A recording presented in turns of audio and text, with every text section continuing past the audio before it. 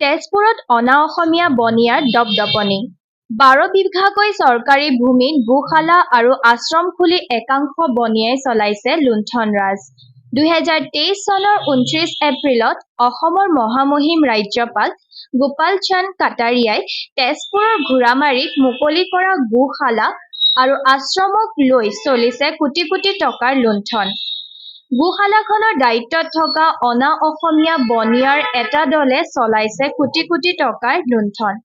ওখ ওখ ৱালৰ লগতে প্ৰকাণ্ড গেটৰ ভিতৰত ৰখা এইসমূহ গোধনে নাপায় পৰ্যাপ্ত পৰিমাণৰ খাদ্য, বিশুদ্ধ খোৱাপানীৰ লগতে উপযুক্তভাৱে থকাৰ সুবিধা। চৰকাৰী ১২ বিঘা ভূমিত স্থাপন কৰা এই গোশালা আৰু আশ্ৰমত গৰু আছে মাত্ৰ ৩০ জনী। সেয়াও খাদ্যৰ অভাৱত হৈ পৰিছে চেৰেলা-মেৰেলা। ব্যক্তিগত লাভালাভৰ অংকত বৰ্তি হোৱা এই অনা অসমীয়া লোকসকলক নাকি লগাব পাৰিবনে জিলা প্ৰশাসন তথা ঊৰ্ধ্বতন কৰ্তৃপক্ষই, সেয়া হ'ব লক্ষণীয় বিষয়।